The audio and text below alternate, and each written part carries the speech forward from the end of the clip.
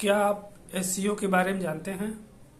SCO मतलब Shanghai cooperation organisation, Hindi में Shanghai सहयोग संगठन। अब ये क्या है? यदि आप नहीं जानते हैं तो मैं बताता हूँ। शंघाई सहयोग संगठन एक समूह है। अब ये क्यों मैं बता रहा हूँ, क्यों चर्चा में है? अब इसकी मीटिंग हो रही है। अब ये मीटिंग हो रही तो कुछ लोग इसमें होंगे, कुछ ग्रुप होगा, कुछ देश होंगे। तो हाँ, भारत के प्रधानमंत्री इसमें भाग लेने गए हैं और ये मीटिंग तियानजिन में हो रही है। तियानजिन आप नाम पहली बार सुन रहे होंगे, इसलिए आपका इसको सही समझ नहीं पा रहे होंगे। तियानजिन तियानजिन चीनी शब्द है और चीनी शहर है और ये चीन में स्थित है। और यहाँ पर 25वां बैठक हो रहा है एससीओ का। और भारत कब इसका सदस्य बना? अब ये सीओ है तो इसका उत्पत्ति भी हुआ होगा। सन 2001 से इसकी उत्पत्ति हुई है। कितना साल हो गया? 25 साल हो गया। लेकिन क्या भारत 2001 से इसका सदस्य है? नहीं, भारत 2017 में इसका सदस्य बना। अच्छा, तो बताइए, भारत के साथ कोई और सदस्य बना है? भारत के साथ एक और देश था जो 2017 में इसको ज्वाइन किया। क्या आप बता सकते हैं उसका नाम? उसका नाम है पाकिस्तान। अच्छा, बताइए 2023 में कौन बना? 2024 में, वो भी मैं आपको बता देता हूँ। 2023 में बेलारूस बना और 2024 में ईरान बना इसका सदस्य। तो इस प्रकार से इसके अलावा रूस, सबसे बड़ा क्षेत्रफल वाला देश रूस, कजाकिस्तान, तजाकिस्तान और किर्गिस्तान इसके सदस्य देश हैं। इसके अतिरिक्त कुछ डायलॉग पार्टनर भी हैं। डायलॉग पार्टनर मतलब संवाद, जो संवाद बोलते हैं, जिनको बोलने का मौका दिया जाता है। तो नेपाल है, म्यांमार है, ये संवाद पार्टनर हैं। इसके अलावा मंगोलिया भी डायलॉग पार्टनर है। तो एससीओ जो है, इसका गठन का उद्देश्य क्या था? चीन जो है इसका अगुआ लीडर है इसमें, एससीओ में, चीन और रूस।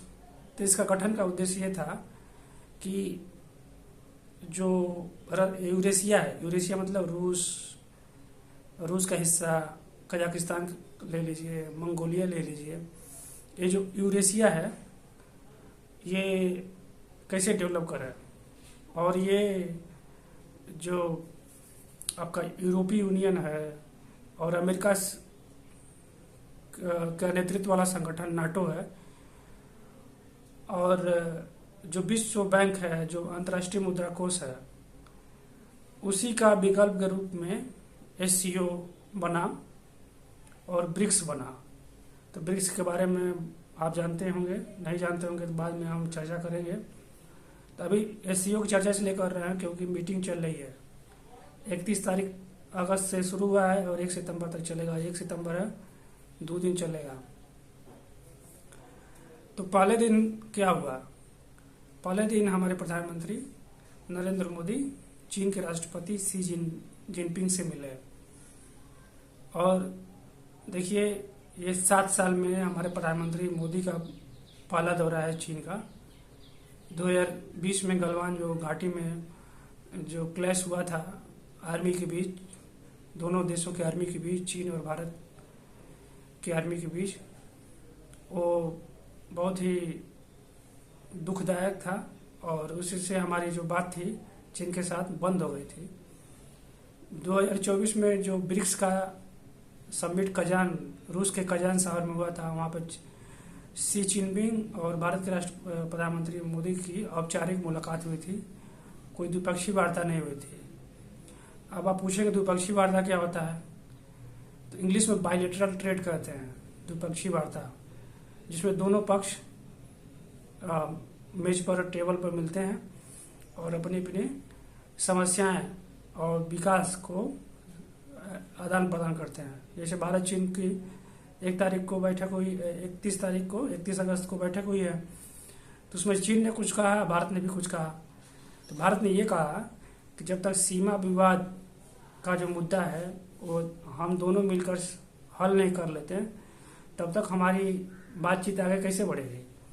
हमारा बातचीत वहीं पर अटका हुआ है, वहीं पर रुका हुआ है, तो पहले उसको हल कर लेते हैं। तो चीन ने भी इस बिंदु पर सहमति जताई कि हमारी भी ये प्राथमिकता है, क्योंकि इसी की वजह से भारत और चीन के बीच रिश्तों में खटास आई थी। तो बहुत महत्वपूर्ण ये बिंदु था। उसके बाद भारत ने क्रॉस बॉर्डर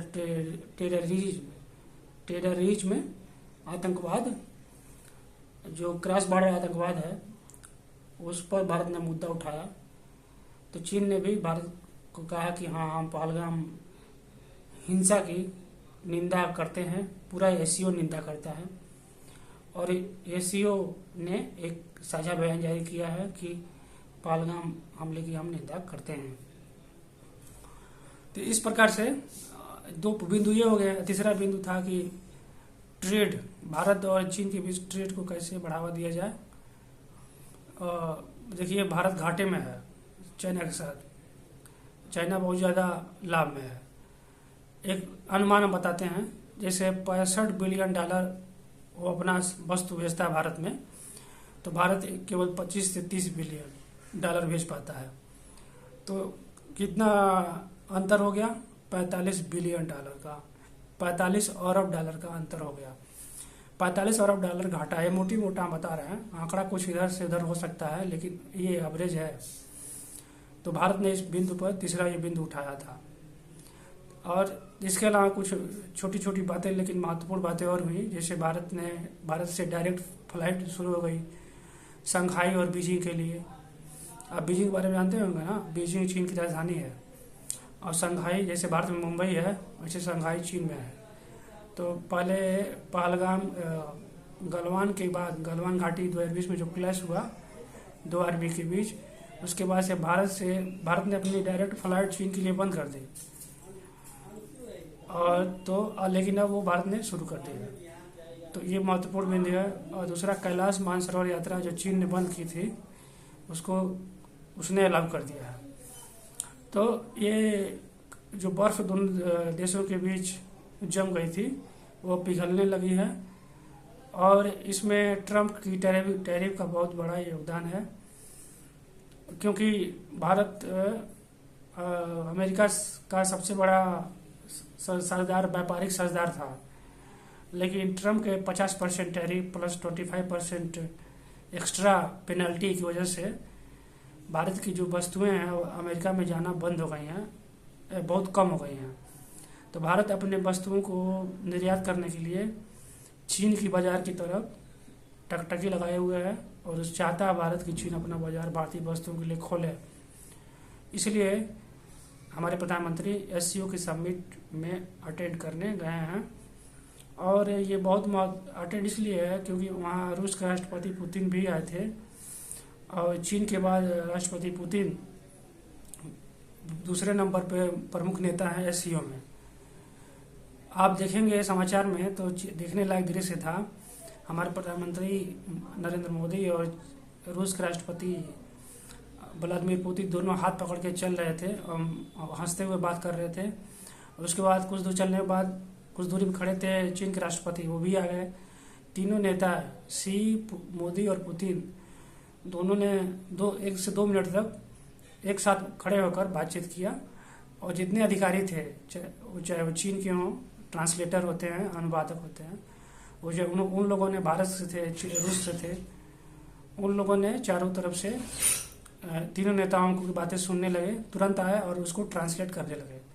मतलब एक जैसे दोस्त लोग आपस में मिलते हैं हमारे गांव में चाहे शहर में, बहुत दिनों के बाद, तो नहीं क्या माहौल होता है आप जानते, उसको अनुभव करते होंगे। उसी तरह से अनुभव था इन तीनों नेताओं का। तो ये दिखाता है कि वैश्विक मंच पर भारत का मजबूत भागीदारी बढ़ रही है, और भारत का आर्थिक विकास दर 6.4% है, ये अंतर्राष्ट्रीय मुद्रा कोष का अनुमान है। और अभी भारत में भी आंकड़े आ गए हैं जीडीपी के।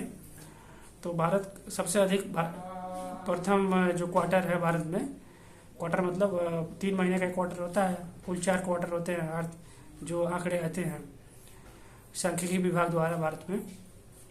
तो भारत का 7.8% विकास दर है, जो चीन का 5.1% और इंडोनेशिया का 5% से भी अधिक है।